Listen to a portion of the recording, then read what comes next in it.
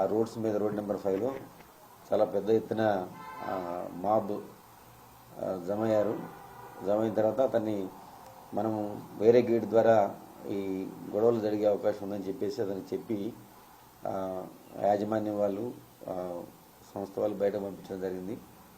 అతను చెప్పినా మళ్ళీ వినకుండా మళ్ళీ ఆ రోడ్ నెంబర్ 5కి రాత్రి మళ్ళీ తిరిగి రావడం జరిగింది. అప్పుడు పోలీసులు మేము ప్రత్యేకంగా అతనికి చెప్పడం జరిగింది. అతని వెహికల్లో అట్లా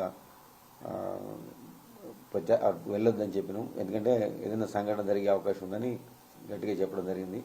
కానీ అతను వినకుండా అన్లాఫుల్ అసెంబ్లీ అంటే పెద్ద ఎత్తున అక్కడ వాళ్ళందరితోటి అతని పొజిషన్ లెక్క తీయడం జరిగింది రోడ్ నెంబర్ 5 జూబ్లీస్లో. అప్పుడు అతనితో పుట్టిన వాళ్ళు వాళ్ళందరూ కూడా అక్కడ ఉండే ఒక 2 పోలీస్ వెహికల్స్ డ్యామేజ్ చేయడం జరిగింది, బందోబస్తుకు వచ్చిన వెహికల్స్.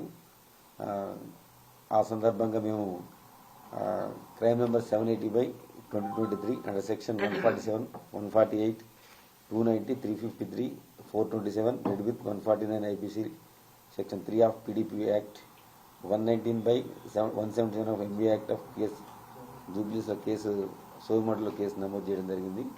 చేసి ఆ క్రైమ్లో మనం తేదీ 19వ తారీఖు రోజు అందులో ఉన్నటువంటి నేరస్తులైనటువంటి సాయి కిరణ్, అదేవిధంగా అంకిరావుపల్లి రాజు అంటే ఈ వెహికల్స్ వాహనాలు ఉన్నటువంటి డ్రైవర్స్ అరెస్ట్ చేయడం జరిగింది. అదేవిధంగా ఈరోజు పల్లవి ప్రశాంత్, అదేవిధంగా అతని బ్రదర్ మహావీరంని ఈరోజు అరెస్ట్ చేయడం జరిగింది. వాళ్ళని కూడా అరెస్ట్ చేసి మేజిస్ట్రేట్ గారి దగ్గర ప్రొడ్యూస్ చేయడం జరిగింది. మేజిస్ట్రేట్ గారు వారికి 14 రోజులు రిమాండ్ విధించడం జరిగింది. ప్రశాంత్తో పాటు వాళ్ళ బ్రదర్తో పాటు ఇంకెంతమంది? ఇంకా చాలా మంది ఉన్నారు. అవి మనం ఐడెంటిఫై చేస్తున్నాం. ఎంత అనేది మనం సీసీ ఫుటేజ్లో అవన్నీ అనలైజ్ చేసాను.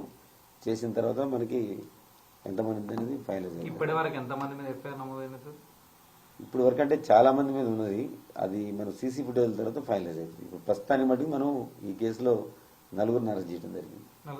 సో ఇప్పుడు పల్లవి ప్రశాంత్ కు 14 రోజులు రిమాండ్ విధించారు మేజిస్ట్రేట్? విధించారు.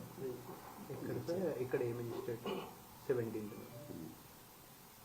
సార్ కేసెస్ కి వీటికి కాకుండా అంటే మిగతా ఆర్టిస్టులు కూడా వాళ్ళు సపరేట్ గా కేసులు తర్వాత విషయాలు చట్ట ప్రకారంగా అందరి మీద ఎవరైతే ధ్వంసం చేసిన పోలీస్ వాహనాలు, ఆర్టీసీ బస్సులు ఇవన్నీ ధ్వంసం చేసిన మనకి 2 కేసులు నమోదు చేయడం జరిగింది.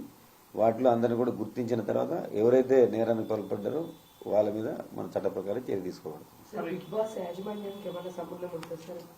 అవి మేము ఇన్వెస్టిగేషన్ లో ఉన్నది. అవి ఇన్వెస్టిగేషన్ తర్వాత మళ్ళీ అవి వివరాలు చెప్తాం.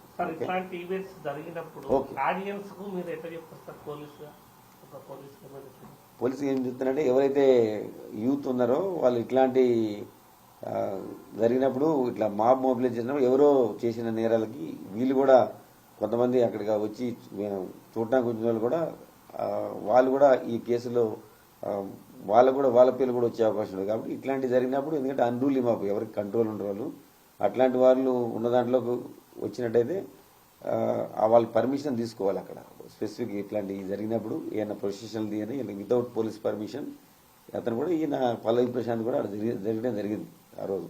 అందుకని అందులో ఉన్నోళ్ళు వేరే చూడటానికి వచ్చిన వాళ్ళు కూడా వాళ్ళు ఎవరైనా ఇన్వాల్వ్ అయినప్పుడు వీళ్ళ పేర్లు కూడా వచ్చే అవకాశం ఉంటుంది. కాబట్టి ఇట్లాంటి ఈవెంట్స్ బయట జరిగినప్పుడు ఎందుకంటే ఎవరి కంట్రోల్ ఉండరు మాపు, అప్పుడు వాళ్ళు కూడా నేరస్తులు అయ్యే అవకాశం ఉంటుంది. కాబట్టి గమనించి ఎవరు కూడా ఇట్లాంటివి జరిగినప్పుడు అక్కడ జమ కాకూడదని మరి విజ్ఞప్తి పోలిస్తారు.